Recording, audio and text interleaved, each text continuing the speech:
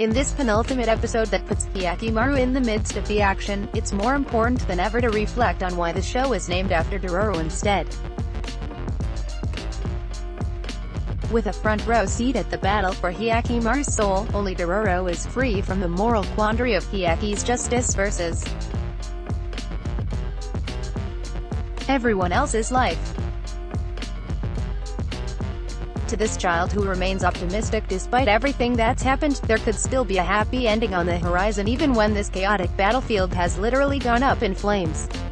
Though I didn't appreciate various characters' attempts to verbally state the themes, small moments of visual symbolism easily picked up the slack.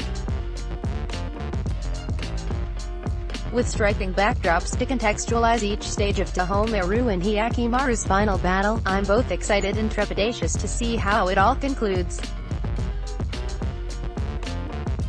The story of demons refers to not only the 12 supernatural monsters in the Hall of Hell, but also Hyogo, Matsu's, and Tahamarul, who have each taken on demonic qualities.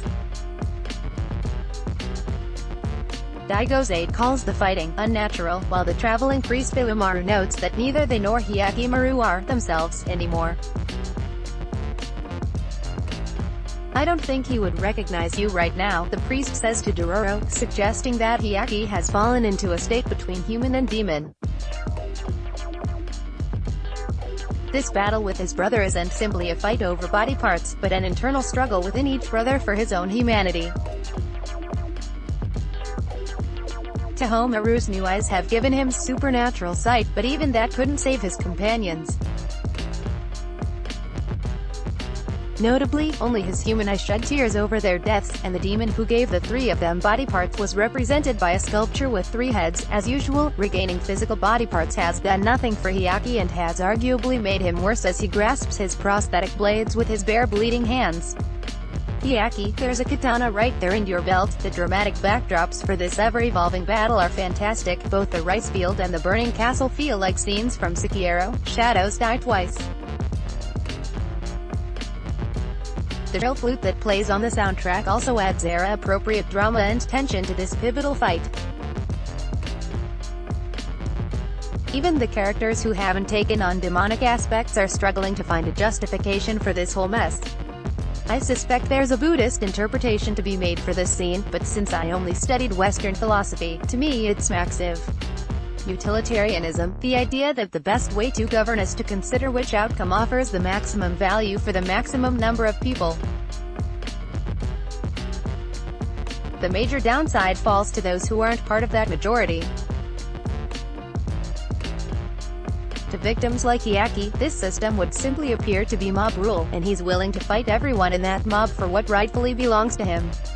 Dororo seems to be the only person not caught up in this logical fallacy. Fists flying, he immediately attacks the first villager to suggest that Hyakkimaru's life is a necessary sacrifice so that everyone else can live. Nui chimes in while petting the foal that lost his mother, serving as a motherly surrogate herself, saying that even in this equation the common people are simply fed a false peace, another version of the story of Sabame, from episode 14, in which peace is built on a deadly foundation. The villagers realize that Hyakki may be getting his hands dirty over it, but at least he's fighting for what he believes instead of waiting for things to be granted to him.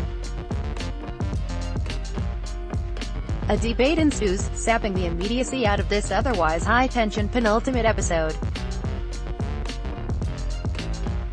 It's perhaps the show's wordiest installment yet, but all of its verbal posturing pales in comparison to the show's more emotional moments. Dororo's moment of fury, Hyakki's pathetic attempt to hide his bloody swords from Nui, the foal crying out to the sky in mourning its parent.